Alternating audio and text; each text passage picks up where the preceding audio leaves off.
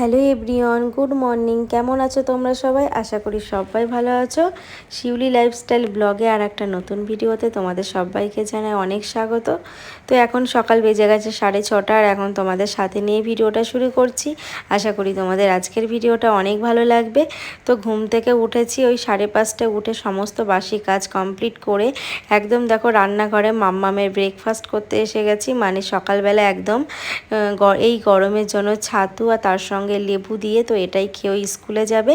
আর যা গরম পড়েছে বন্ধুরা, ছাতু খেলে অনেকটা পেটটা ঠান্ডাও থাকবে আর পেটটা ভরাও থাকবে।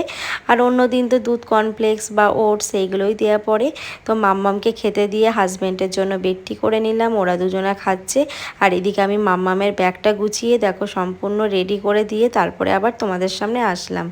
তো রোজ তো তোমাদের সামনে আমার মাম্মামের স্কুলে রেডি করার ভিডিওটা দেখাই, তো সেটা আজকে আর দেখাতে পারলাম না। তারপরে দেখো বিছনার চাদরটা তুলে একদম গরম জলে ভিজিয়ে দিলাম। আসলে ভিজিয়ে দিয়ে না অনেকক্ষণ ভিজতে থাকলে গরম জলে ভালো পরিষ্কার হয়ে যাবে, তাই জন্য কিন্তু তুলে তারপরে চলে আসলাম এই যে রান্নাঘরে। এদিকে মাম্মাম যেগুলো খেয়েছে বাসন কিছুটা হয়েছিল, আর হাজব্যান্ড যে চা খেয়েছিল সেই বাসন। আর রাতে যেহেতু হাজব্যান্ড অনেক রাতে এসছে, তার জন্য টিফিনের বক্সটা সব কিছু একবারে আমি ধুয়ে নিলাম।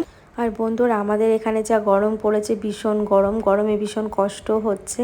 তো যাই হোক, এদিকে ভাতটা বসিয়ে দিলাম, দিয়ে দেখো রান্নাঘরে যে তখন এই যে কাজ করছিলাম, তার মাম্মামকে ছাতু গুলিয়ে দিচ্ছিলাম। তো পুরো রান্নাঘরের জায়গাটা না ছাতুর গুঁড়োতে ভরে গেছিলো, তা আবার মুছে নিলাম, দিয়ে টেবিলটাও সুন্দর করে ক্লিন করে নিলাম। দিয়ে তারপরে কিন্তু ভাতটা বসিয়ে সোজা চলে আসলাম এই ঘরে এসে আসলে তখন অনেকটা কাজ করার বাকি ছিল। ভাবলাম ভাতটা বসিয়ে দিয়ে তারপরে কাজে হাত দিই, তাহলে কিন্তু আমার কাজটাও হয়ে যাবে, তার সঙ্গে কিন্তু ভাতটাও এদিকে হতে থাকবে। তো ভাতটা বসিয়ে দিয়ে তারপরে আমি এখানে চলে আসলাম। দেখো বিছনার চাদরটা চেঞ্জ করে নিলাম। আসলে যা গরম পড়েছে, গরমে না দুদিন অন্তর অন্তর চাদর যদি আমি চেঞ্জ না করি ভালোই লাগছে না শুতে। তারপরে দেখো এই জন্য কিন্তু দেখো আমার সমস্ত বালিশের কাভারগুলো চেঞ্জ করা হয়ে গেল। এখন আমার কিন্তু পুরো বিছনাটা কমপ্লিট। এখন যাব রান্নাঘরে।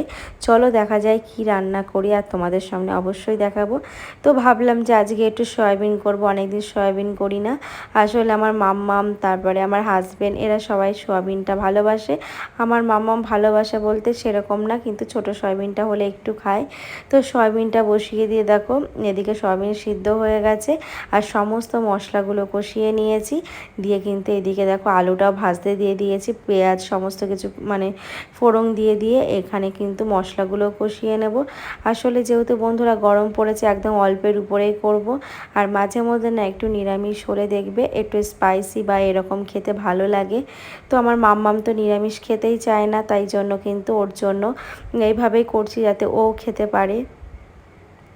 আর কি বলো তো বন্ধুরা, এই গরমের জন্য বেশি পদও রান্না করব না, তো দুটো পদ রান্না করব। আসলে যা গরম পড়েছে না, খেতে একদমই ভালো লাগছে না। আর দুপুরে তো তোমরা তো জানোই হাজব্যান্ড বাড়ি থাকে না, আমি আর মাম্মাম থাকি, এই জন্য কিন্তু আরও বেশি একটা রান্না করি না, বেশি একটা পদ করি না। রাতে কিছু একটা করে নিয়ে আমাদের হয়ে যায়। তো এদিকে দেখো মশলাটা ভালো করে কষিয়ে নিয়েছি, এখন সয়াবিনটাও দিয়ে দিলাম। আর তোমরা দেখে বুঝতেই পারলে যে সয়াবিনটা আমি কেন ভাজলাম না। আসলে এই সয়াবিনটা ছোট, আর এই সয়াবিনটা আমি কিন্তু মশলার সঙ্গে অনেকক্ষণ ধরে কষতে থাকবো, তো ভালো করে কিন্তু মিশে যাবে আর খেতেও সফট লাগবে। আর এমনি ভাজা করলে না সয়াবিনটা একটু শক্ত হয়ে যায়, আর মাম্মাম তো খেতেই চায় না। আর এইভাবে করলে দেখো কতটা সফট হয়। তো তোমাদের সঙ্গে কথা বলতে বলতে কিন্তু আমার এদিকে সয়াবিনটা হয়ে গেছে।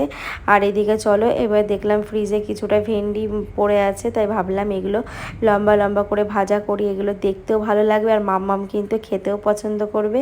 আসলে কিছু কিছু সময় কিন্তু নিজের থেকেও বাড়ির সবার কথাই কিন্তু ভালো লাগাগুলোও দেখতে হয়। তো মাম্মামকে এইভাবে করে দিলে কিন্তু ভালোভাবে খেয়ে নেয়। তো যাই হোক, আমার কিন্তু সমস্ত রান্না বান্না কমপ্লিট। এখন দেখো রান্নাঘরে যে বাড়তি কাজগুলো থাকে সেইগুলোই গুছিয়ে নিচ্ছে, আর বাসনগুলো মাজা হয়ে গেল। আর এদিকে কিন্তু হাজব্যান্ডও খাবার নিয়ে বেরিয়ে গেছে। আর কি জানো তো বন্ধুরা, একমাত্র কিন্তু হাউস ওয়াইফরাই পারে কঠোর পরিশ্রমের দ্বারাই কিন্তু একটা সংসারকে সাজিয়ে গুছিয়ে তুলতে। আর আমরা প্রত্যেকটা মেয়েই চাই যে আমাদের সংসারটা সবসময় কিন্তু ভালো থাকুক, সবাই ভালো থাকুক, সুস্থ থাকুক। আর সংসারটা কিন্তু আমরা একমাত্র পরিশ্রমের দ্বারাই কিন্তু সংসারটাকে সুন্দর করতে পারি। এই যে সকাল থেকে একটানা সংসারের সমস্ত কাজ বাজ এগুলো সবার দায়িত্ব পালন, এগুলো কিন্তু আমাদের কিন্তু হাউস ওয়াইফদের নিজেদের সংসারের জন্যই কিন্তু আমরা এগুলো করি, আর শুধুমাত্র একমাত্র মেয়েরাই পারে। কারণ যারা হাউস ওয়াইফ তারাই জানে যে সংসারে সকাল থেকে রাত পর্যন্ত কতটা পরিশ্রম হয়।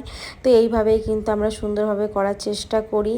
আর কি জানো তো, সংসার বাড়ি সবসময় সাজিয়ে গুছিয়ে তুলতে আমার তো ভীষণই ভালো লাগে।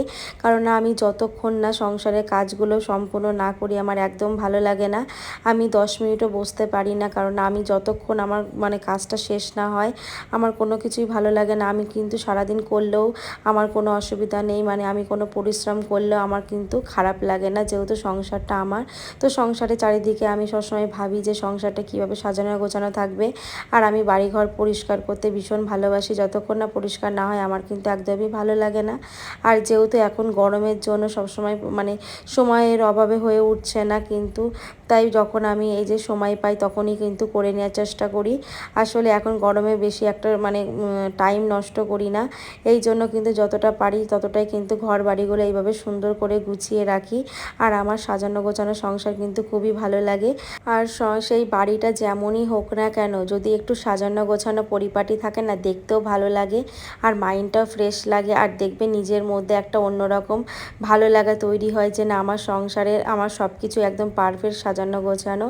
তো যাই হোক, তোমাদের সঙ্গে কথা বলতে বলতে এদিকে কিন্তু আমি একদম ঘর মুছে স্নান করে পুজো দিয়ে দিয়েছি, দিয়ে একদম পুরো রেডি হয়ে গেছি। মাম্মামকে স্কুলে আনতে যাব। আর বাইরে এত গরম, জানি না বাইরে ভিডিও করতে পারবো কিনা, কারণ না মুখটা পুরো তো জ্বালা করে, এত গরম লাগে আর ভীষণ কষ্ট হয়। আর যেহেতু আমার সঙ্গে আমার মাম্মাম থাকে আর বাচ্চাদের তো আরও বেশি কষ্ট। তো আসার পরে কিন্তু শরীরটা সত্যি খারাপ লাগে। তো যাই হোক, তারপরে চলে আসলাম। এসে না অনেকক্ষণ পর তারপরে তোমাদের সামনে আসলাম, তার কারণ একটু রেস্ট নিচ্ছিলাম। ফ্রেশ হয়ে একদম ভালো লাগছিল না, তোমরা চোখ মুখ দেখে বুঝতেই পারছো কতটা শরীরটা খারাপ লাগছিল। তো তারপরে কিন্তু এই যে এখন রান্নাঘরে এসে গেছি, এসে দেখো একটু ভাত কম ছিল, তো একটু ভাতটা বসিয়ে দিলাম, ভালোই হলো। এদিকে মাম্মাম আর আমার রাত দুপুরে গরম গরম ভাত খাওয়া হয়ে যাবে। আর এদিকে মাম্মামকেও খেতে দিয়ে দেবো। আর আসলে ও আসার পর না একটু রেস্ট নিচ্ছিল। আসলে বাচ্চা মানুষ তো, বাইরে এতটাই গরম। তারপরে কিন্তু ওকে স্নানটা করিয়ে দিয়েছি, আসলে গরমে ওর খুব শরীরটা খারাপ লাগছিল। তো যাই হোক, আর এদিকে কিছুটাই দেখো জামা কাপড় ছিল সেইগুলোও গুছিয়ে নিচ্ছি। আসলে না কোনো জিনিস আমি ফেলে রাখতে একদম পছন্দ করি না, ভালো লাগে না। তো যখনই জিনিস তখনই গুছিয়ে রাখতে পছন্দ করি। আর সারাদিনে আমি যদি ঘরটাকে গুছিয়ে রাখি, ততক্ষণ না গোছাতে পারি আমার একদমই ভালো লাগে না।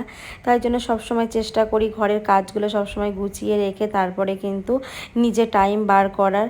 আসলে আমি যতক্ষণ বসে থাকবো ততক্ষণ কিন্তু আমার কাজগুলো গোছানো হয়ে যাবে, তারপরে তো সারাদিন থাকেই বসে বিশ্রাম নেওয়ার। তো সমস্ত কাজ কমপ্লিট হয়ে গেল। এখন দেখো মাম্মামকে খেতেও দিয়ে দিয়েছি। তাহলে চলো বন্ধুরা, ভিডিওটা এখানেই শেষ করছি। আবার দেখা হচ্ছে নেক্সট কোনো ব্লগে। ততক্ষণ তোমরা সবাই ভালো থেকো, সুস্থ থেকো। আর ভিডিওটি ভালো লাগলে অবশ্যই একটা লাইক কমেন্ট করো। টাটা।